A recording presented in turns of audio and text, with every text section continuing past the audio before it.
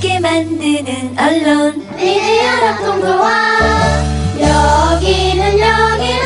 여기는 국민TV. 함께 만드는 언론 미디어 협동조합. 여기는 국민TV.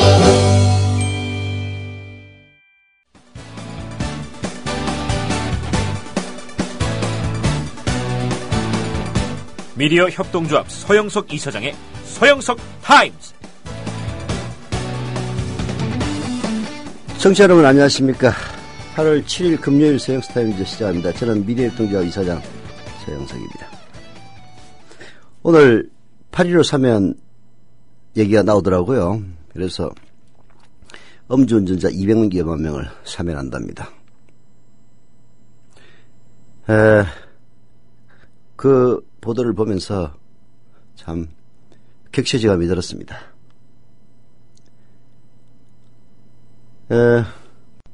김대중 정부, 노무현 정부 때 사면한다고 그랬더니 온갖 언론들이 들고 일어나가지고 왜 사면하느냐, 이 개지랄을 했습니다. 죄를 지었으면 벌을 받아야지. 왜 특별 사면을 해서 사람들에게 죄의식을 희석시켜주느냐. 그렇게 하면 어떤 놈이 음주운전 단속에 걸리지 않기 위해서 술 안 먹고 다니겠느냐. 그 개지랄을 떨었던 언론들이 지금은 주둥아리 꼭 다물고 있습니다. 게다가 주폭 운운하면서 특집까지 했던 그 신문은 지금 무슨 지랄하는지 한번 진짜 보고 싶어요. 많은 얘기입니다. 재벌들 특별 사면하기, 물타기 하기 위해서 음주운전자 200만 명 특별 사면하는 겁니다. 통밥 빤히 보이지 않습니까? 재벌들은 대부분 횡령이나 배임 등의 혐의로, 그것도 1, 2원도 아니고 1, 2천원도 아니고 1, 200만원, 1, 2천만원, 1, 2억원, 1, 2, 10억원도 아니고 수백 수천억의 탈세, 횡령, 배임 이런 혐의로 들어간 사람들입니다. 그런 사람들을 특별 사면하면요, 어느 누구에게 깨끗하게 살으라고 하겠습니까? 돈만 있으면은 적당히 있다가 사면받아 나올 수 있는데, 결국은 재벌들에 대한 특별 사면은 부패를 조장하는 겁니다. 그리스가 망했는데 우리나라의 이 이른바 주류 언론이라는 수구 보수 언론들은 온갖 개지랄을 다 했습니다. 뭐라고 개지랄을 떨었느냐? 예. 과도한 복지 때문에 그리스 국민들이 나태해서 그렇게 그리스 사태를 불러왔다고 그렇게 개지랄을 떨었습니다. 사실은 전혀 그렇지 않죠. 그리스인들 절대 나태하지 않습니다. 게으르지 않습니다. 그리스인들의 한 해 평균 근로시간은 유럽 국가 중에서 유일하게 2000시간을 넘습니다. OECD 국가 제1위인 멕시코와 2위가 어느 나라인지 아십니까? 일만을 하기로 1위는 멕시코입니다. 2위는 코리아, 사우스 코리아, 남한, 우리나라입니다. 그리고 그리스가 3위입니다. 부지런하다고 알려진 독일 사람들 근로시간 1400여 시간입니다. 1년에. 무려 600시간 더 일해요. 1년에. 왜 그러냐? 물가에 비해서 시간당 임금이 낮기 때문에 일을 많이 해가지고 그나마 먹고 사는 겁니다. 그리스인들이 또 어떤 수구 보수신문에는 이런 개지랄을 떨더라고요. 그리스인들이 58세에 조기 은퇴를 하고 놀러 다닌다. 대한민국도 마찬가지입니다. 53세에 조기 은퇴하고 산으로 강으로 놀러 다닙니다. 할 일이 없어서 등산 가는 거예요. 그리스인들 58세에 조기 은퇴하고 놀러 다닌다는 이야기는 엉터리입니다. 58세에 조기 은퇴를 신청하는 제도가 있긴 하지만 노후 준비가 잘 돼 있는 일부 부유층 공무원들이 선택하는 제도일 뿐이고, 가난에 허덕이는 대다수의 그리스인들에게는 꿈같은 이야기입니다. 과도한 복지, 그리스 복지 낫기로 유럽에서 유명한 나라입니다. 글로벌 금융위기 직전인 2007년 그리스 복지지출 비중은 GDP 대비 21%였습니다. 독일은 28%였죠. 독일보다 훨씬 낮았습니다. 왜 그리스가 망했느냐? 부패 때문에 망했어요. 남일 아닙니다. 남일. 그리스인들은 햇빛 좋아합니다. 그럼 날씨가 안 좋아서 그런지 모르겠는데요. 그래서 그리스인들 돈 모으면 제일 먼저 집에 만들고 싶어하는 게 뭔지 아십니까? 바로 수영장입니다. 수영장. 근데 자신의 집에 수영장을 갖고 있으면 개인 수영장 뭐 그렇게 넓지는 않죠. 수영장 갖고 있으면 한 해 한 60만 원 정도 되는 세금을 내야 됩니다. 그리스 수도 아테네 북쪽에 있는 가장 부유한 지역인 에칼리 교회라고 있는데요. 우리로 치면 강남 같은 곳입니다. 거기 자기 집에 수영장이 있다고 신고한 사람은 2008년도 기준입니다. 324명이었습니다. 그리스 빈부격차가 심하기 때문에 부자들 엄청나게 잘 살아요. 인구가 많으면은 아무리 1%라 하더라도 그 부유층 사는 지역에는 사람들 굉장히 많이 삽니다. 그런데 거기에 수영장을 갖고 있다고 신고한 사람이 324명밖에 안 돼요. 그래서 그리스 세무당국이 한 공무원이 세수확충을 위해서 구글 어스 지도를 이용해가지고 한번 조사를 해봤습니다. 위성사진을 이용해서 공중에서 파란 사각형이 있으면은 그건 수영장일 것 아닙니까? 그렇게 세봤더니 무려 그 지역에서만 16,974개의 수영장을 발견했습니다. 그리스 부자들 17,000개의 수영장을 갖고 있는데 수영장 갖고 있다고 신고 안 넘으면 300명밖에 안 됐던 겁니다. 나머지 15,700명은 수영장 갖고 있는데도 신고 안 하고 세금 안 낸 거예요. 1년에 60만 원 세금을. 그러자 이번에 그리스 부자들이 세금을 내는 게 아니라 어떻게 했는지 아십니까? 수영장 위에 카바를 씌워가지고 구글 어스 지도로에 안 나타나도록 그렇게 만들더라고요. 그리스 부자들의 도덕적 해이, 타락, 그리고 부패가 그리스를 재정위기로 몰아넣은 주범입니다. 그리스에서 세금 제대로 내면 병신이라는 얘기가 있습니다. 우리나라도 사실 옛날에 그랬어요. 강남에 있는 의사들 세금 제대로 내면 병신이라는 얘기 실제로 있었습니다. 아테네 인근 콜로나키시에서는 환자들에게 영수증을 떼어주는 의사가 단 한 명도 없었다고 합니다. 심지어 그들 중 일부는 한 해 소득이 3,000유로, 우리로 돈으로 치면 의사가 360만 원밖에 안 된다고 신고를 했다고 합니다. 정말 골 때리는 일이죠. 국제투명성기구라고 있습니다. 여기서 조사를 해봤더니 그리스에서 2009년 한 해 동안 뇌물로 오고 간 액수가 무려 9억 유로였다고 합니다. 1유로가 한 1,500원 정도 돼요. 9억 유로면은 이거는 조 단위가 넘습니다. 뇌물로만 몇 조 원이 왔다 갔다 했다는 이야기입니다. 그리스 사람 인구로 나눠봤더니 1인당 평균 뇌물로 쓴 액수가 국민 1인당 180만 원이었다는 얘기입니다. 그리스의 부패 유명하죠. 그런데 그 부패 문제가 오늘 특별사면에서 드러났듯이 남의 나라 문제 아닙니다. 대한민국 문제입니다. 부패 인식지수라고 있습니다. 부패 인식지수는 높으면 좋은 겁니다. 부패 인식을 많이 한다는 얘기니까. 노르웨이나 스웨덴 부패 인식지수 90점에 이릅니다. 경제 성장률 좋습니다. 그리스나 이탈리아 부패 인식점수 40점에 불과합니다. 대한민국 100점 만점에 55점입니다. 2014년도. 부패 인식 지수가 10점 정도 떨어지면 경제 성장률이 1%포인트 떨어진다는 그런 이야기도 있습니다.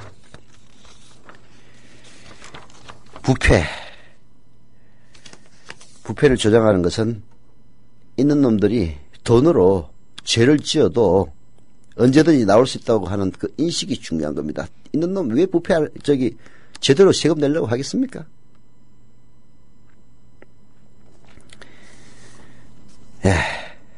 참 오늘 특별사면 얘기를 보면서 심지어는 박근혜의 노동개혁, 경제개혁 이 말도 안 되는 헛짓거리를 들으면서 거기에 대해서 지지하는 국민들이 비판적인 국민보다 더 많다는 여론조사를 보고 참 대한민국도 갈 때까지 가는구나 하는 생각이 들었습니다. 이 모든 것이 언론 탓이긴 합니다만은 그래도 깨어있는 국민들이 이 나라를 바꿔야 되지 않겠습니까?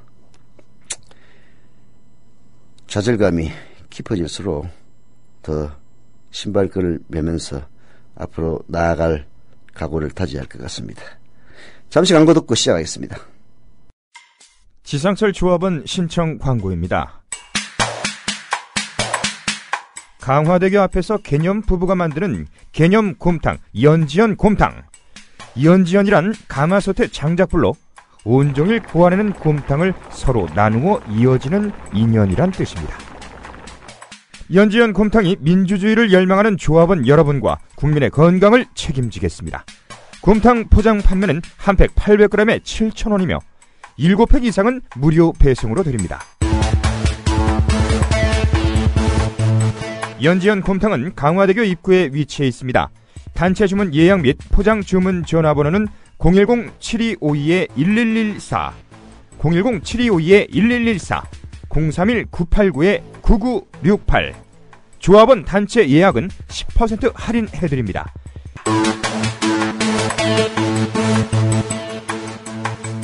포장 판매 금액의 10%는 국민TV 후원금으로 쓰입니다.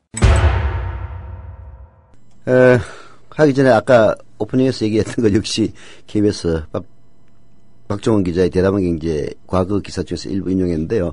그러다 보니까 제가 어제 TV 이렇게 돌리다 보니까 KBS에 W라는 그런 프로그램이 있나요? 잘 모르겠습니다. 그건. 하여튼 뭐 국제 뉴스를 가지고 여러 명이 나와서 하는 그런 이제 프로그램이었는데 거기에 박종원 기자가 나오고요. 그리고 불금쇼 진행자였던 정영진 씨가 나오더라고. 굉장히 중요한 역할을 하더라고요. 그래서 깜짝 놀라서 한참 들은 적이 있는데 뭐 보니까 세계 월드 뉴스 중에서 이제 뭐 SNS와 관련된 것들 이런 것들을 이제 리포트하고 그 전문가들이 나와서 대담하는 이제 그런 프로였는데 정영진 씨가 굉장히 중요한 그런 거의 진행자급에 가까운 역할을 하더라고요. 그래서 굉장히 반가웠습니다. 뭐 사설 제하고 오피니언 비평 시간 김효진 PD. 네, 안녕하세요. 김효진입니다. 네. 자, 박근혜 대통령 어제 네. 대국민 담화했습니다. 24분 했다고 하죠. 네. 보셨습니까? 혹시? 네. 뭐 기사로 또 읽고 그러셨겠죠. 아니 직접 듣지는 않았죠. 그걸 네. 어떻게 듣습니까? 그냥 기사로 봤습니다. 네. 노동, 공공, 교육, 금융개혁 등 4대 개혁을 역설했습니다. 정부 정책 실패에 대한 반성은 없었습니다. 적확한 진단도 새로운 해법도 보이지 않았습니다. 담화의 메시지는 분명했습니다. 반노동 친자본 기조는 바뀌지 않는다. 시민들은 지난 2년 반 동안 충분히 고통스러웠습니다. 그러나 앞으로의 2년 반은 더 척박한 삶을 견뎌야 할 것 같다. 이런 자조가 나오고 있습니다. 근데 경향신문 사설이 난 별로 와닿지 않아요. 뭐 솔직히 얘기해서 오늘 메일로 온 걸 보니까 리얼미터 조사가 나왔던데 박근혜 대통령의 대국민 담화에 대한 여론조사를 했어요. 긍정적이라고 하는 사람이 부정적이라는 사람보다 더 많았습니다. 그냥 경향신문만 이렇게 자주 하고 한탄하는가 봐. 국민들은 아이고 우리 박근혜 대통령이 잘한다. 참 한심한 국민입니다. 네. 아무튼 저는 개인적으로 비슷한 심정입니다. 네. 예. 자, 경향사설 한번 보겠습니다. 네. 대통령의 왜곡된 현실인식 보여준 대국민 담화. 담화에서 가장 강조한 부분은 청년 실업 문제 해결을 위한 노동개혁이었습니다. 박 대통령은 성장 잠재력 저하의 원인으로 경직된 노동시장을 거론했죠. 기성세대가 고통을 분담하고 기득권을 양보해야 한다. 대기업과 고임금 정규직이 타협의 정신을 발휘해달라 이렇게 말을 한 겁니다. 노동시장 구조를 바라보는 대통령의 왜곡된 인식이 드러납니다.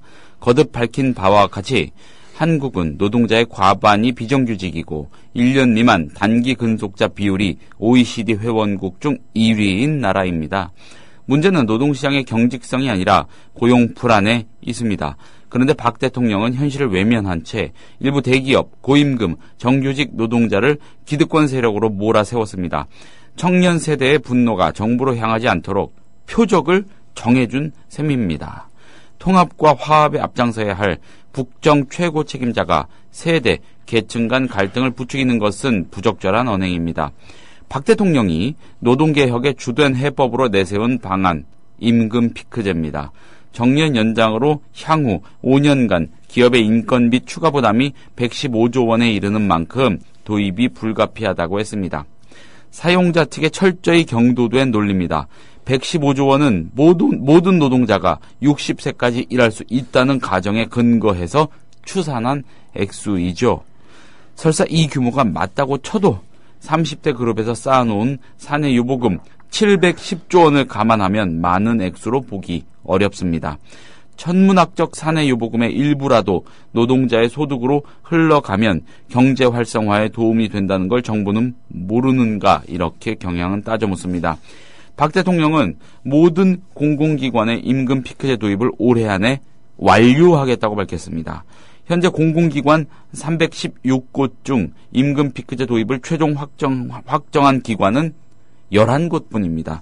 대통령 발언은 나머지 305곳 기관장들에겐 군사작전처럼 밀어붙이라는 압박이요, 해당 기관 노동자들에겐 일방적 양보를 요구하는 겁니다. 임금 체계가 바뀌고 노동 유연성이 개선되면 기업들은 정규직 채용에 앞장설 것이라는 대통령의 주장 또한 최소한의 균형도 갖추지 못한 발언입니다. 노동자에겐 가시적 희생을 요구하면서 왜 기업에는 아무런 근거도 없이 선의만 기대하는 것입니까? 네. 박근혜 대통령의 이 주장은 근본적으로 65세 이상의 노인들을 겨냥한 주장입니다. 65세 이상의 노인들에게는 정말 구구절절히 와닿는 얘기예요. 왜냐하면은 65세 이상의 노인들은 우선 직장인이 아닙니다. 자기 일이 아니에요. 그래서 희생을 요구하는 데 대해서 얼마든지 동조할 수가 있습니다. 야, 대기업들 돈 잘 벌잖아. 그거 좀 줄여가지고 청년을 줘. 청년들은 혹하는 일부 계층이 있을지는 모르겠는데 그게 아니라는 사실을 실제 일을 해보면 빤히 아니까 이런 사기에 넘어가지 않습니다. 65세 이상의 이 노인들에게는 이게 와닿는 얘기가 될 수도 있어요. 자기는 이미 다 은퇴했으니까 임금 피크제 자기한테 손해날 거 하나도 없어. 야, 인간들아, 한 50세 돼가지고 연봉 1억 받으면은 그 다음에부터는 좀 줄여 받아 라고 자기 일이 아니니까 얘기합니다. 만약 65세 이상의 노인네들이 자기들이 일을 할 때 이런 얘기를 하면 아마 길길이 날뛰면서 온갖 지랄 연병을 떨었을 겁니다. 근데 이젠 자기 일이 아니거든. 그래서 아까 리얼미터 조사를 보면서 어떻게 이런 일이 있을 수가 있을까? 이건 말도 안 되는 얘기인데 왜 지지도가 더 높을까를 해보니까 65세 이상의 노인들 인구가 날이 갈수록 늘어나고 있습니다. 여기서 아주 압도적인 지지를 받았을 수도 있겠다 하는 그런 느낌입니다. 어제 담화 네. 좋았다고 말하는 사람이 절반 넘었다는 그렇죠. 거. 바로 예. 절반은 아니었어요. 40%대 42%대 39% 큰 차이는 없었는데 나는 더 많다는 게 신기해가지고 야, 이건 말이 안 되는 얘기인데 직장에 다니는 사람이라면은 좋고 나쁘고를 떠나가지고 우선 기분 나쁜 얘기예요. 왜냐하면 노동 유연성을 강화한다라는 것은 해고를 마음대로 시킨다는 얘기거든요. 예. 거기에 대해서 아무리 월급을 많이 받고 좋은 직장에 다니는 사람이 또 기분 좋을 리가 있습니까?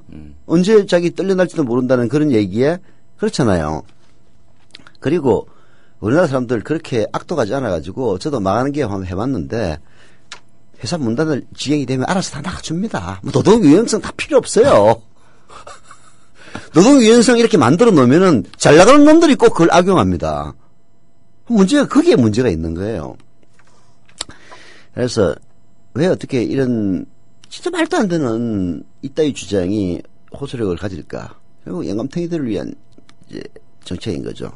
그 영감들은 남의 일이라고 생각하지 모르겠지만은 사실은 또 자기 일이기도 해요. 자기 자녀들 일 아닙니까? 참. 아니, 이탈리아는 베를루스코니가 그렇게 부패하고 온갖 스캔들 속에서도 정권을 유지했던 것이 노령층에 대해서는 포퓰리즘 정책을 썼거든요, 실제로. 예. 예를 들어서 우리나라는 65세 이상 노인들에게 지금 가는 혜택이라는 게 지하철 요금 면제하고 그다음에 노령연금밖에 없습니다. 그렇잖아요. 나머지 뭐가 있습니까? 근데 이탈리아에서는 노인들을 위해서 온갖 선심 정책을 다 썼어요. 거기서 베를루스코니를 압도적으로 지지해 줘가지고 그런 부패 정권이 계속 갔던 겁니다. 그게 잘했다는 건 아닌데 대한민국에서는 그 노인네들에게 이 정권이 해주는 거 하나도 없어요. 오히려 약속해놓고 안 해주는 게 더 많다고. 그럼에도 불구하고 이렇게 지지하는 그 멍청하면은 이 대한민국은 진짜 희망이 없는 나라인가 이런 생각이 먼저 들 때가 있습니다. 예, 노동 유연성. 해고 좀 쉽게 하고 그리고 정규직 아닌 비정규 인력을 많이 운용할 수 있게 하는 그런 문을 넓혀주는 것인데 글쎄요. 이거에 순기능이라는 게 있을 수 있을까요? 어떻게 보십니까? 순기능, 인간이 예. 본질적으로 착하다고 생각하면 순기능이 있을 수가 있죠. 아. 인간이 착하지 않기 때문에 순기능이 없어지는 겁니다. 예를 들어서, 해고를 유연하게 했을 때, 기업주가 정말 착한 기업주다, 라고 전제를 하면 그게 가능해요. 낙수효과 때도 역시 마찬가지였습니다만, 예. 인간이 그 이익만을 추구하는 그런 완전히 경제학적 인간이라면 낙수효과가 맞다고 그랬잖아요. 만이란 돈 중에서 자기한테 1만 오더라도 안 오는 것보다는 훨씬 많으니까 나머지 어떤 소수가 9,999를 가져가더라도 그거 나한테 1 오면 안 온 것보다 이익이니까 받아들이겠다. 요런 과정. 인간은 그렇지 않거든요.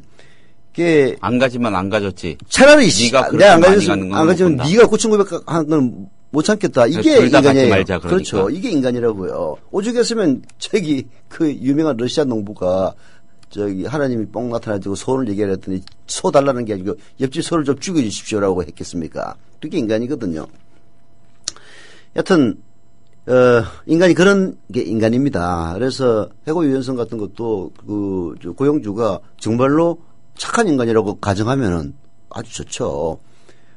회사가 어려울 때는 해고를 유연하게 해가지고 회사를 잘 살린 다음에 다시 돌아오면은 다시 쫙 사람들을 뽑고 이렇게 하자. 그런 취지라고 보여져요. 근데 아까 얘기했습니다만 회사가 어려워지면은 그렇게 할 필요도 없습니다. 지들 알아서 다 나가줍니다. 재정만 투명하게 공개하면 대부분의 기업이 어려울 때 문제가 생기는 이유는 회사 진짜로 어려워지면요. 오너가 돈을 챙겨가지고 튑니다. 예를 들어서 퇴직금을 줘야 되는데 안 주고 튄다든지 이렇게 되기 때문에 문제가 생기는 거거든요. 근데 오너가 솔직하게 자기 재정 상태를 공개를 하고 우리 남아있는 돈 이거밖에 없다. 그리고 열흘 후에 문 닫는다. 그래서 이거 니들에게 이제 받아야 될 돈이 밀린 임금 보통 그렇거든요. 회사 어려워지면 임금 제대로 못 줍니다. 밀린 임금. 그 다음에 퇴직금을 줘야 된단 말이에요. 그래서 전체 받아야 될 돈이 한 100원 정도 드는데 내가 갖고 있는 돈은 30원밖에 없다. 그래서 고루 30%씩 나눠주겠다. 이렇게 하면은 70% 못 받았다고 사람들이 그렇게 하지 않아요. 실제로 직원들에 줄 돈이 100이고 회사 남아있는 돈은 500쯤 되는데 그중에서 490원 입마에 포켓해가지고 원래 숨겨놓고 10원밖에 없는데요. 이렇게 하는 것들이 보통 악덕 기업주들입니다. 여하튼 인간이 그렇게 착하지 않기 때문에 이런 제도를 만들어 놓으면 악용을 합니다. 늘 악용합니다. 잘 나가는 기업에서 야 이번에 수익률이 100%밖에 안 돼. 200%를 올려. 그러면은 어느 덕에 더 먹고 사는 옆에 딸랑이들이 많이 있습니다. 그런 사람들이 제일 쉬운 게 인건비거든.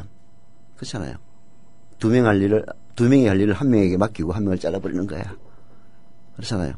그러면은 한 명에게는 임금을 절반 주는 효과가 있고, 그렇잖아요. 일을 2배로 하는데 월급은 그대로니까. 그러면 결국은 남아있는 한 명에게는 월급을 절반으로 줄이는 효과가 있고, 또 게다가 한 명을 잘라버렸으니까 또 이익이 생기잖아요. 이런 방식의 방향으로 갈 가능성이 99.999%입니다. 그래서 함부로 노동 유연성에 대해서 얘기를 못 하는 거예요. 그런 노동 유연성을 하려면은 사회적 분위기가 그런 악덕 기업을 행위를 했을 때 엄정하게 심판돼야 되고, 그리고 그들이 직장을 잃었을 때 다음 직장을 구하기까지 먹고 살 수 있는 사회적 복지 보장이 되어 있어야 되고, 그 다음에 사회 전체적으로 활력이 있어가지고 A라는 직장에서 떨어져 나가더라도 유사한 일을 B에서 쉽게 말하자면 취업 유연성이 존재하는, 해고 유연성이 아니라 취업 유연성이 존재하는 그런 사회에야만이 이제 해고 유연성을 도입할 수가 있는 건데, 우리는 그런 게 전혀 안 돼 있잖아요. 예. 그런 상황에서 이따 얘기를 한다는 얘기는 결국은 있는 놈들의 이익을 올려주기 위해서 99%에게 고해를 짜기 위한 방법이다. 결론은 그거밖에 안 되는 거예요. 취업 유연성이라고 표현을 해주셨는데 바로 그 부분, 제도적인 대안이나 보완 없이 기업의 선의에 지금 호소하지 않았습니까? 네. 이렇게 할 거면 기업들 앞으로 좀 많이 좀 뽑아줘야 됩니다. 이렇게 호소를 한 건, 당부를 한 건데, 그러니까 기업의 본질은요. 네. 욕할 것도 없죠. 그게 그렇죠. 기업의 생리인데, 기업의 이상적인 형태는 직원 한 명도 없이 극단적인 수준의 이익을 창출하는 것이겠죠. 그렇죠. 그리고 독점 기업이겠고 기업은 그렇게 갈 수밖에 없습니다. 그런데 거기에 취업 유연성이라는 거 그런 거 보장도 하지 않고 선의에 호소하면서 해고 유연성, 이른바 노동 유연성을 배가시키는 거. 이거 기업의 생리를 모르는 건지 모른 척하는 건지 믿으십니까? 기업의 선의. 아니 뭐 그건 말도 안 된다고 얘기했잖아요. 근데 참 이게 또 의외로 이제 65세 이상의 그 노인네들에게는 우리 박근혜 대통령이 잘한다 이런 얘기를 들을 수 있는 소지가 있고, 그리고 또 50세 이상의 그 사람들에게도 나름 또 호소력이 있어요. 한국 사람들이 착하기 때문에 그런 겁니다. 진짜로 돈을 버는 놈들은 나쁜 놈들이 버는데 대부분은 전 착하다고 보거든요. 착한 겁니다. 이런 정권에 저항하지 않고 산다는 것 자체가 참 대한민국 백이민족 아니랄까 봐서 착하기 때문에 이제 그렇다고 보는데요. 50세 이상이 되면은 뭐 대기업에 근무를 했다든지 이제 이렇게 되면은 어느 정도 먹고 살만한, 그래서 애들도 이제 뭐 전부 좀 크고 네. 뭐 대학도 뭐 졸업하거나 이제 네. 한 50세 후반 정도 되면 그렇잖아요, 그죠? 뭐 앞가림하고. 네, 그러면은 나라도 어렵고 한다는데 임금 피켓이 하지 뭐. 차라리 그 고용 불안에 시달리는 50세 이상 되니까 맨날 나가라 뭐 이런 불안에 시달리잖아요. 왜냐하면 임금을 많이 받으니까 이게 회사가 어려워지면 해고 1순위가 될 수밖에 없습니다. 그렇잖아요. 젊고 임금 싼 애들 갖다 쓰는 게 맞지. 아무리 그 일이라는 게 어마어마한 전문성이 있는 것도 아니고 그러면은 그렇잖아요. 그래서 언제 잘릴지 모르는 이런 위험에 시달리느니 차라리 임금을 좀 깎더라도 뭐 정년이나 확실하게 보장해 줬으면 좋겠다. 이런 생각을 가진 사람들 분명히 있을 거예요. 그런 사람들한테는 또 그럴듯하게 들릴 수도 있는 겁니다. 그게 얼마나 사기인지는 한 걸음 더 나아가야 알 수가 있는 문제거든요. 그런 면에서 보면은 이 정권은 정말 악마적인 정책을 시행하는 데서는 천재적인 능력을 갖고 있는 것 같습니다. 예.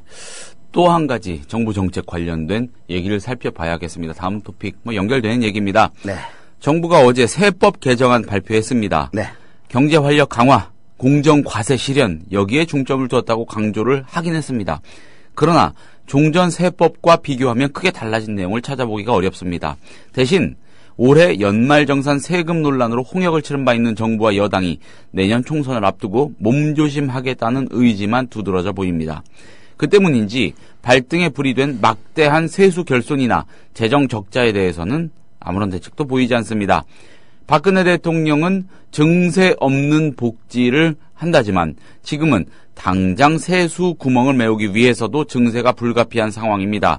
2008년 11조 7천억 원이던 재정 적자는 지난해 25조 500억 원으로 증가했고 올해는 33조 원에 달할 것으로 예상이 되고 있지 않습니까? 네. 이명박 정부가 법인세율을 25%에서 22%로 인하한 후 3%포인트 인하한 후 매년 10조 원대의 세수 결손이 발생한 데 따른 결과입니다. 경향 사설 한 곡씩 더 보겠습니다. 막대한 재정적자 대책 빠진 세법 개정안.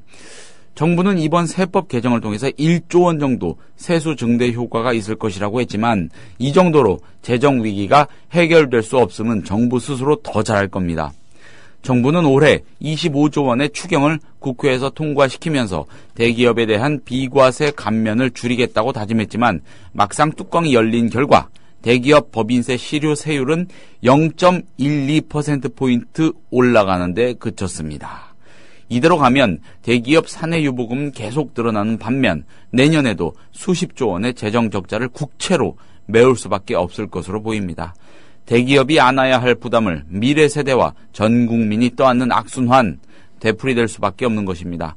지금은 경기 활성화를 위해서도 대기업들이 쌓아놓은 막대한 사내유보금을 정부 지출이나 가계의 소득으로 연결시키는 방안을 고민해야 합니다. 또한 부동산 투기나 해외 투자, 해외 소비에만 열을 올리는 고소득층에 대해서도 과세를 강화할 필요가 있습니다.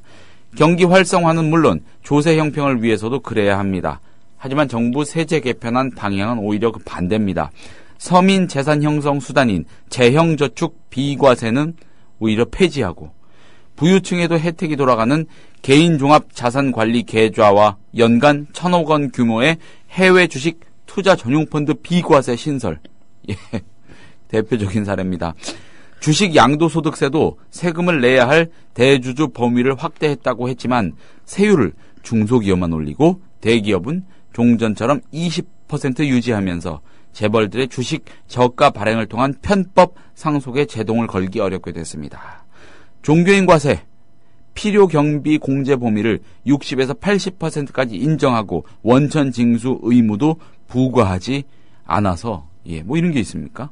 실효성이 의문시 되고 있습니다. 사설을 통해서 정리를 정말 일목요연하게 잘해놓은 것 같습니다. 쫙 됩니다. 아니, 이런 정권을 좋다는 사람들은 도대체 재벌들이 좋다는 건데 이해를 해요. 진짜 좋지 않습니까? 돈 많은 사람들은 진짜 훌륭한 정권이에요. 이게, 대기업에 대한 비과세를 계속하면서, 이제 비과세 혜택이라든지 법인세율 인하 이걸 이제 계속하면은 결국은 대기업이 내야 될 세금을 안 내는 게 된단 말이에요. 그래서 세금이 부족해져요. 걷어들은 세금이. 그래서 국채를 발행합니다. 국채라는 게 나라가 빚을 지는 겁니다. 그 국채 상환은 보통 25년 내지 30년 정도 이렇게 기한을 두거든요. 그러면 그거 만기가 도래할 때는 지금부터 한 세대 후의 세대들이 그걸 부담을 해야 됩니다. 그러니까 재벌들이 세금을 안 내니까 미래 세대가 그 세금을 이제 대신 내야 되는 이런 형태. 결과적으로 그렇죠. 결과적으로 그렇죠. 근데 그 미래 세대는 아직까지 태어나가지고 초등학교 다니거나 유치원 다니고 있어가지고 그게 뭔지를 몰라요. 그래서 반대를 안 합니다. 그렇잖아요. 그러니까 절묘한 거지 한마디로. 이제 태어난 애들에게 빚을 지어가지고 그 혜택을 대기업에게 주는 거예요. 대기업에게 주면은 대기업에 다니는 직원들이 그걸 갖다가 혜택을 볼 것 같습니까? 재벌들이 보는 겁니다. 롯데 가문의. 그렇죠. 자, 그리고 하나하나 다, 사실은 재형저축, 저도 젊은 시절에 재형저축 들어본 적이 있는데, 재형저축에 대한 비과세 감면 혜택 폐지해버리고, 돈 많은 놈들에게 주는 개인 종합자산관리계좌, 우리 옛날에 한번, 최근에 그 사설에서도 한번 다룬 적이 있죠. 이 액수를 연간 1억 원, 이하로 했더니, 이 별로 할 사람이 없다. 이래가지고 그걸 확대하는 방안을 검토 중인데 이지랄 하지 않았습니까? 그러면은 결국은 연간에 몇억 원씩 소득을 올리는 놈들이 그렇죠. 이거 들어가지고 세금 안 내게 되는 그런 결과를 이제 초래하는 거거든요.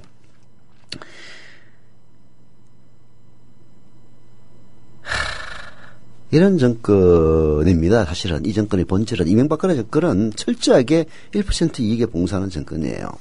그런데 이런 정권을 지지해 주는 사람들이 저소득층이라든지 그리고 우리 사회에서 가장 취약계층이 되어가고 있는 노령층이라는 게 전 그게 참 안타깝고 서글픈 겁니다.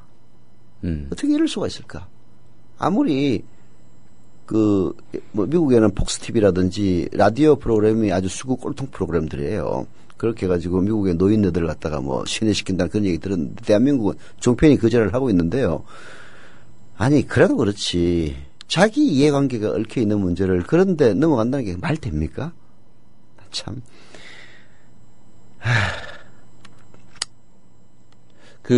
말씀하신 그 지점과 굉장히 깊은 고민의 지점이잖아요. 그러니까 저소득층, 또 좀 저소득 노령층, 또 취약계층에 있는 시민들이 도대체 왜 보수 정권을 지지할까? 그게 이제 의문. 문화전쟁 여러 가지 이유들이 많이 있어요. 그래서 제가 이제 미래협동조합 이사장 그만두고 이제 한 10월 정도부터 완전히 이제 이 조직과 직업적 연은 끊으려고 합니다. 방송도 출연하지 말라는 여론이 이제 우세하면 방송도 당연히 출연 안 할 거고 하라는 여론이 우세하면 또 해야죠. 돈을 벌기 위해서 하는 건 아니니까. 그래서 이제 제가 돈을 벌기 위해서 하는 일이 있습니다. 바로 그걸 책으로 쓸 거예요. 그래서 내가 페이스북에 한번 그런 얘기를 했더니 순천에서 지금 열심히 지역구 준비하고 있는 김광진 의원이 아주 젊은 의원인데 페이스북 글을 보면 필력도 있더라고요. 그래서 같이 써보는 게 어떻겠느냐 해가지고 일단 이제 미래협동조합 이사장 관두는 거는 8월 29일 되지만은 이사도 관두는 그 시점이 한 10월 11일 될 테니까 그때 가서 한번 논의하자 이렇게 얘기를 했는데 그걸 이제 책으로 써서 이제 그 책을 쓴다고 해가지고, 솔직히 얘기해가지고, 수명왕 펼 것도 아니고, 그냥 답답함을 풀어보는 거죠. 이유가 뭘까? 연구해서, 나름대로 제가 찾은 이유들이 있거든요. 그래서 그런 것들을 밝힘으로써, 혹시라도 그 책을 읽는 사람들이, 다른 사람들에게, 야, 니들이 그렇게 살아서는 안 돼. 라고 얘기라도 해줄 수 있는 그런 계기를 한 마련해 볼까, 지금 연구하고 있습니다. 그래서 요즘 초안을 계속 만들고 있는 중인데, 틈만 나면은. 좋은 주제네요. 네. 그래서, 이제, 그게 왜, 자기 이익을 배반하는, 그런 정권을 지지하겠는가 하는 것도 이제, 한 챕터로 들어있고, 그런 것들은 미국에서 특히 이제, 부시 정권 출범 이후에 많이 나왔어요. 미국에는 그런 게 많이 있습니다. 왜 가난한 사람이 부자를 위한 정책을 지지하느냐라는 그런, 심지어는 그런 제목의 책들도 있어요. 저는 이제 그런 내용까지 포함은 됩니다만은, 사람들이 대한민국은 5천만의 정치평론가라고 그러지 않습니까? 그러면서도 정치에 대해서는 정작 진짜 모르는 분들이 저는 많다고 생각을 해요. 그리고, 권력이나 언론이 결탁을 해서 정치를 해모스럽게 만들므로써, 이익을 누리는, 이런 데 대해서 놀아나는 그런 측면들도 많이 있거든요. 그래서, 저도 깜짝깜짝 놀라요. 국회의원들에 대해서 너무 나쁜 이미지를 갖고 있다고요. 국회의원이라는 거는 자기가 대표를 뽑아가지고, 자기 세금으로 운영되는 정부가 헛짓 못하도록 감시하는 역할을 맡기는 겁니다. 그래서 그 감시를 제대로만 한다면은 사실 1억이 아니라 10억을 줘도 아깝지 않은 그런 거예요. 싫으면 자기 하면 되거든. 근데 자기가 생업에 바쁘고 또 선거를 거쳐야 되니까 당선될 능력도 없고 하다 보니까 자기 생각에 맞는 사람을 국회의원으로 뽑아가지고 하는 거 아니에요? 근데 그렇게 뽑아놓고 나면은 그 사람이 연봉을 많이 받는다, 무슨 혜택이 있다, 이런 미세한 부분을 사람들이 질투심을 자극하는 거죠. 그렇게 해서 정치를 불신의 늪으로 빠뜨립니다. 그런 것들이 전통적으로 독재 정권이 국민들을 세뇌시킬 때 쓰는 수법이거든요. 그런 점들을 이제 왜 정치가 당신의 삶을 규정하는 중요한 요소가 되느냐 하는 것들을 이제 예를 들어서 좀 보여주고, 그래서 지금은 이제 두서없이 어떤 걸 쓰겠다 이제 주제만 쓰고 있는데, 이게 어느 정도 완성이 되면은 이제 본격적으로는 완전히 그만두고 이제 집필을 해야죠. 예. 그래서 올해 말까지는 그 책을 집필을 할 생각입니다. 목표 올해 말. 목표 올해 말까지. 사실 한 1000매 원고 쓰는 거는 1000에서 1100매 쓰면은 요즘 책으로 한 300페이지 나옵니다. 근데 몇 번 써봤는데 1000매 쓰는데 말하자면은 스케줄이라고 스킴이라고 해야 되나? 그것만 짜여져 있으면은 딱 30일이면 쓸 수 있어요. 쉽게 말하면 목차만 잘 짜면. 그렇죠. 예. 골격 잘 잡으면. 그렇죠. 그래서 올해 말까지는 가능하지 않을까. 또 그 책 들고 나와서 이제 또 전국 순회하면서 또 한번 또 저 개인의 입장에서 보면은 이제 책을 파는 장사일 수도 있고, 또 전체적인 맥락에서 보면은 이제 그런 일종의 순례를 한번 해볼까 하는 그런 생각도 있습니다. 개인적으로는요. 네. 좀 굉장히 깊은 고민의 지점인 건데, 아무튼 왜 그들은 보수 정권을 지지할까라는 거, 이런 전제를 바탕으로 한번 얘기를 해볼 수 있을 것 같아요. 그러니까 저나 많은 조합원 청취자 여러분 같은 우리 보통 사람들이 정보의 내막에, 진짜 실질적인 내막에 접근하기는 어렵죠, 사실. 그걸 전제로, 그건 언론의 역할이 중요한 건데. 그러니까 이 정당 정치가 생겨난 유럽에서는 보통 진보 개혁 진영이 기득권을 갖는 수가 많이 있었습니다. 표의 등가성을 전제로. 왜냐하면 진보 정당 하면 모든 노동자, 계급 의식에 바탕한, 그렇죠? 거기에 대응하기 위해서 열세였습니다. 기득권 보수 정당들이 아니면은 기득권을 좀 잃어가기 시작한 것이죠. 그러면서 의지할 곳이 종교 집단, 특히 교회 많았던 것 같아요. 그래서 기독 민주당 이런 식으로 보수 정당의 이름이 붙는 경우가 많죠.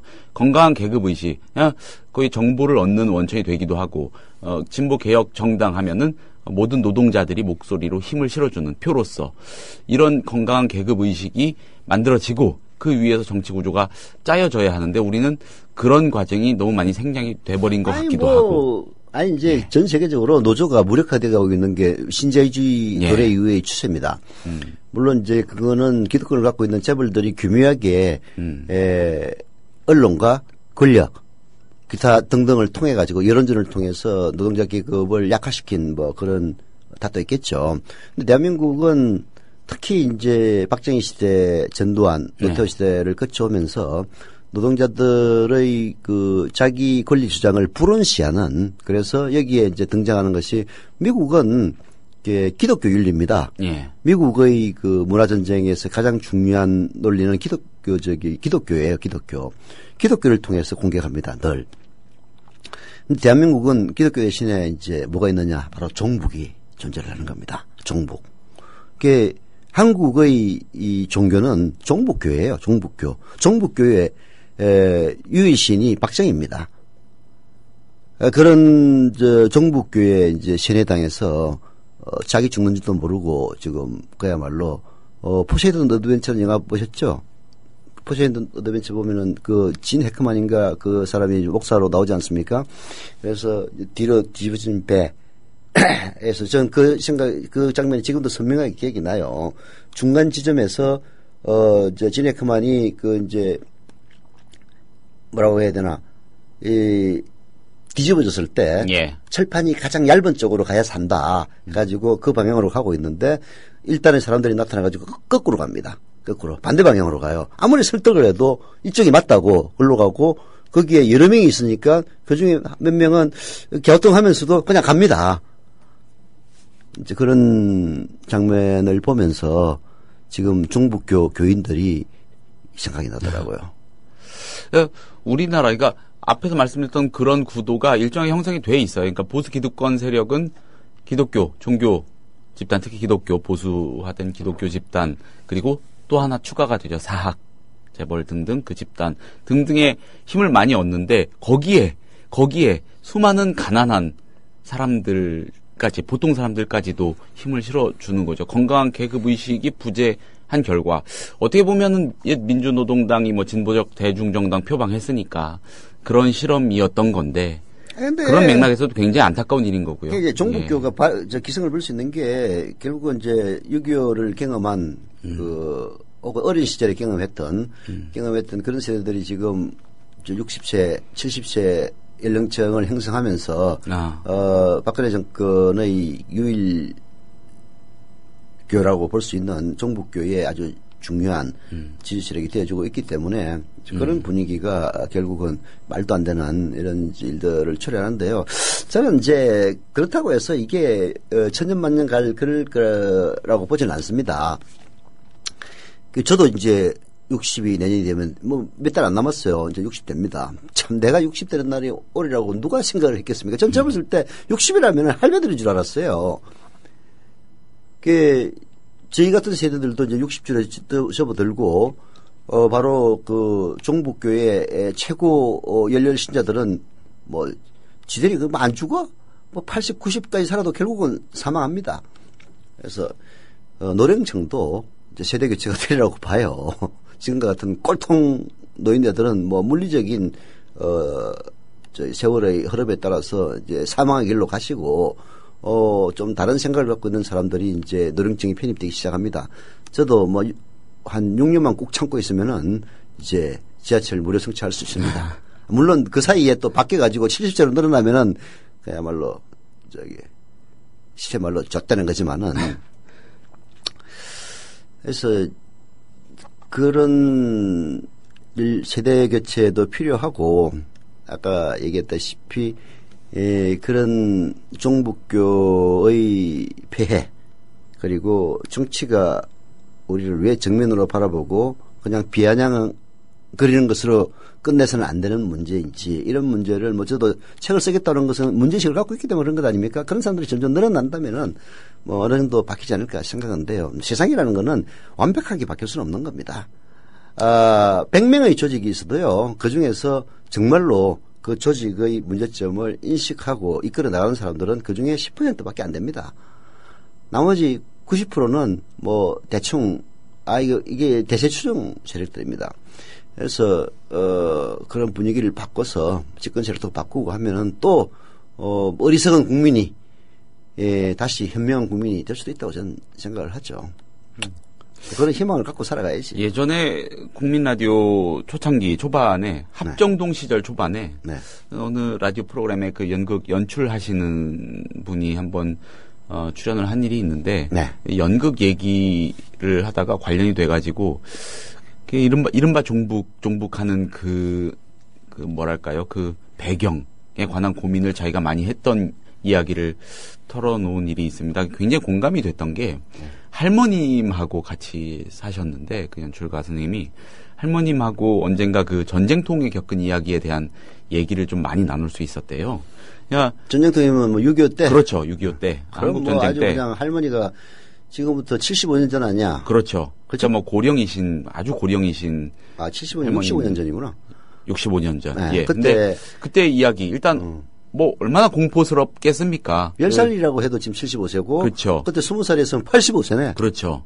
뭐 그때 이제 마을이 그 인민군한테 점령을 당했던 그런 상황들을 회상하면서 네. 구구절절 그 얘기를 그 어렸을 때는 잘 못 들었었나 봐요. 이제 나이가 들고 오랜만에 대화를 이런저런 얘기 많이 나눈 건데 그때 얘기를 해주면서 이런 표현을 하시더래요. 할머님이 점령을 당했고 인민군들이 내려왔다. 그들이 뭐 우리한테 뭐 만행만 한 것처럼 알려져 있다고 하면 그건 아닌데 뭐 여러 가지 선전전을 많이 했다는 것이죠.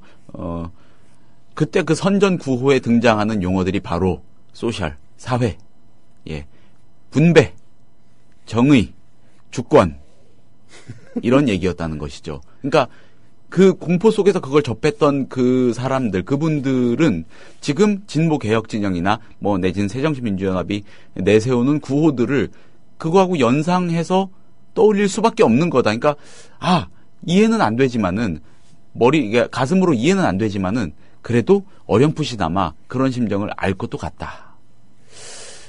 뭐 의미 있는 얘기여도 저는 기억이 나더라고요. 그거 예. 어떡합니까? 그런 사람들 죽을 그렇죠. 때까지 기다릴 수밖에 없는 거지. 그걸 어떻게 치유가 되겠어요? 그 인민군이 뭐 만행만 하지 않았다라고 얘기하면 옛날 같으면 붙잡혀갑니다. 옛날 박정희 시대 같으면 이런 빨갱이 새끼 하고 붙잡아가죠.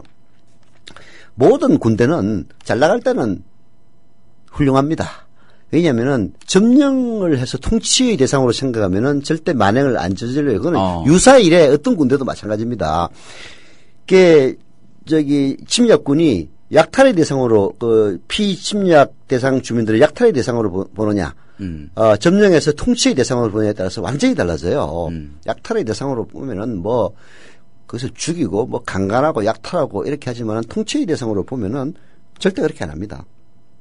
오히려 강간 이런 거 하는 자기 병사들이 있으면 그냥 처단하는 예. 이제 그런 상황이 되는데 현대전에서는 어떻게 바뀌느냐면은 현대전에서는 말살 전략은 어디도 안 씁니다.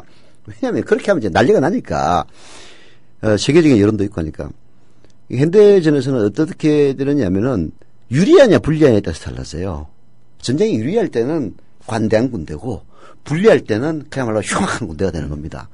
인민군이 물밀듯이 내려와가지고 대구까지 밀고 내려오지 않았습니까? 예. 그때 인민군들은 말하자면 승리하는 군대예요. 그래서 남한을 통치하고 지배할 거라고 생각했을 것 아닙니까? 걔들의 눈에는 악질 지주나 자본가들이 척결 대상이 나머지는 나중에 통치의 대상이니까 분명히 잘해줬을 거예요. 예. 근데 전쟁이 불려가지고 튈 때 그때 이제 또 본색이 드러나는 겁니다. 있는 대로 그냥 죽이고 약탈하고 일단 뭐 다시 올 것 같지는 않으니까. 그렇잖아요. 그런 겁니다. 예.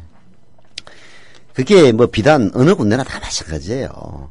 그래서 유리할 때 맞이하면 사람들은 인민군도 뭐 그렇게 괜찮더라라고 평가하는 사람이 있는 반면에 그때 물론 이제 박정희 시대나 이승만 전쟁 이후에서는 감히 그런 얘기를 못했죠. 예. 빨갱이로 끌려갈까 봐서 자기 속만은 그래서 치더라도 그러나 분리할 때 인민군을 겪었던 사람들은 이런 세상에 뭐 사람들 줄지어서 씌워놓고 전부 다 총 쏴가지고 묻어버리고 튀고 실제로 그랬거든요.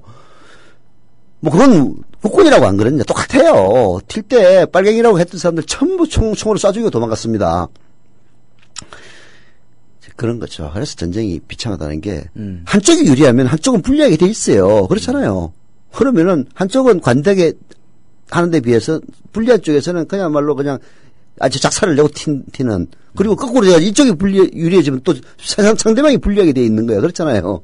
그러면 또다시 방향을 바꿔서 그런 일이 일어나는 예. 그런 전쟁이 사실은 다시는 일어나야 되지 않는데 뭐 전 세계적으로 전쟁이 일어날 가능성이 가장 높은 곳 중에 하나가 바로 한반도 예. 아닙니까?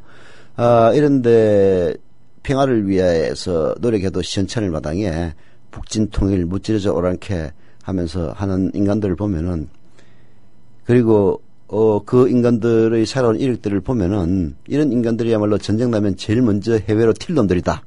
그럼에도 불구하고 그런 인간들이 정치 세력을 형성해서 대한민국의 주류라고 껍질대고 있는 걸 보면 진짜 전부 다 일렬로 세워놓고 싸대기를 한 대씩 때리고 싶은 그런 심정이 드는 거죠.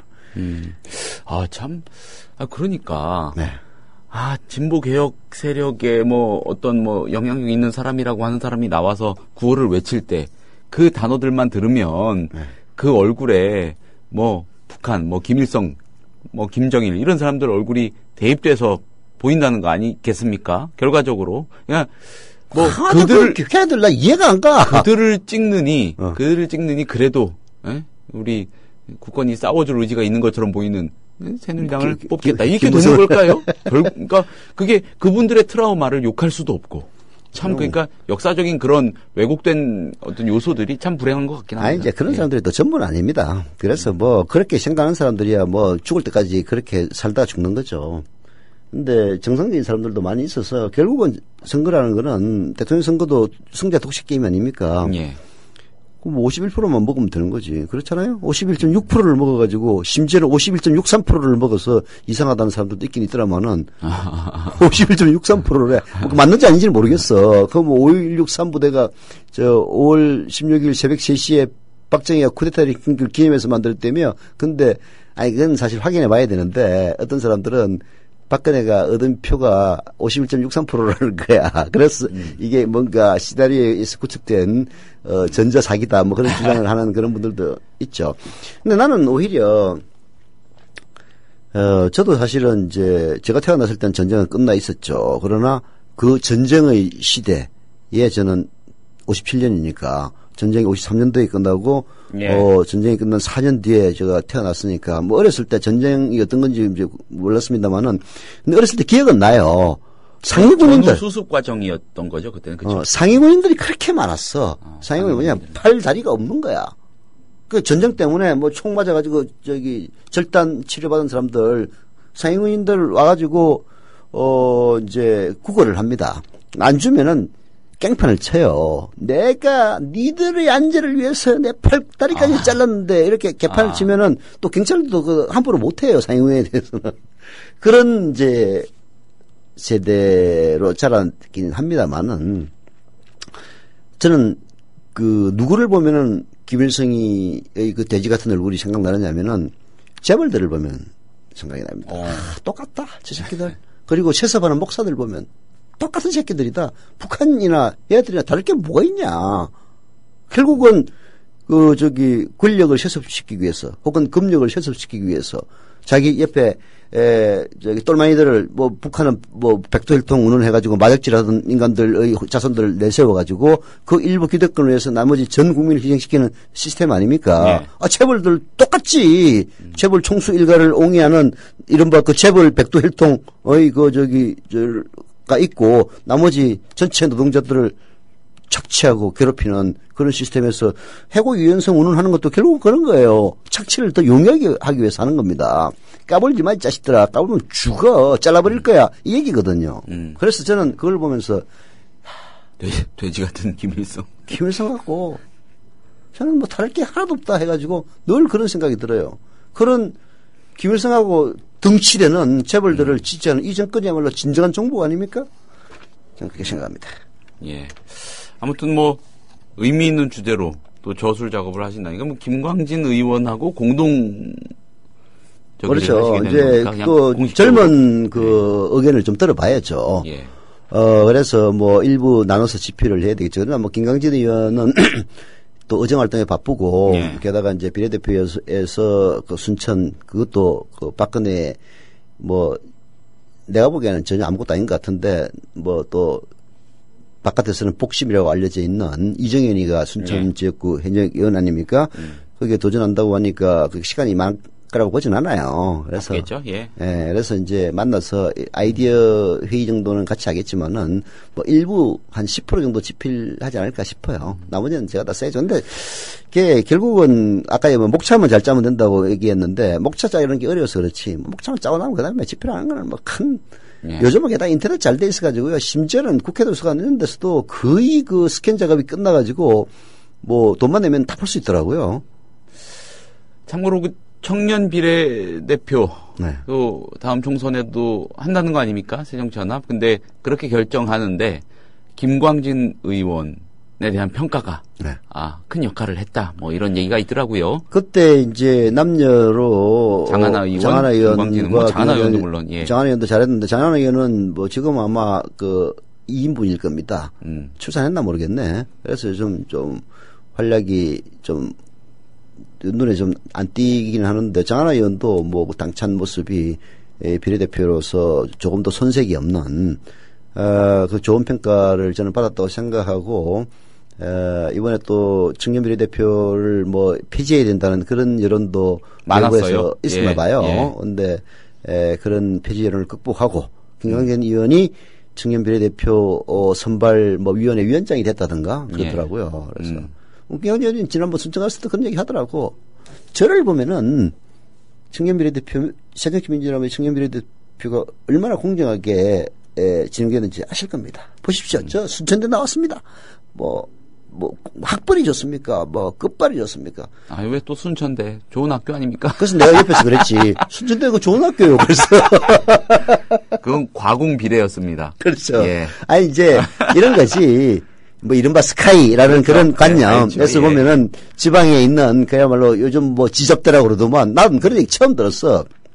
그런데 오로지 실력으로 500명이 지원했다든가 그 경쟁률을 뚫고 자기가 되는 걸 봐도 공정하게 이루어진 거 아니냐 그 얘기를 하기 위해서였는데 순천대 졸업생들이 들으면 야 이 인간아 니도 순천대 나오지 그런 얘기 할 수 있어? 그런 얘기 할까 봐서 내가 예. 순천대도 좋은 학교입니다. 이렇게 맞습니다. 얘기를 해줬죠. 예. 예. 아무튼 뭐 여러모로 뭐 기대가 되고 그렇습니다. 예, 오늘 뭐 중간에 뭐 쉬어가는 것도 없이 이런저런 얘기를 많이 나눴습니다. 네. 뭐 수다스러웠다고 느끼셨을까요? 모르겠습니다. 그래도 의미 있는 고민을 나눠본 것 같습니다. 오늘 서영석 타임 뉴스는 여기서 마치겠고요. 금요일입니다. 자, 주말 잘들 보내시고요. 다음 주 월요일 오전 바로 이 시간에 다시 인사드리겠습니다. 들어주셔서 감사합니다. 이사장님 고생 많으셨습니다. 네.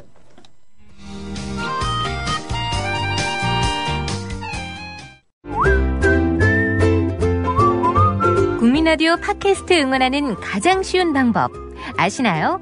다운로드하기, 별점 주기, 댓글 달기, 구독하기. 국민라디오 팟캐스트 널리 알리는 가장 쉬운 방법 다운로드하기, 별점 주기, 댓글 달기, 구독하기.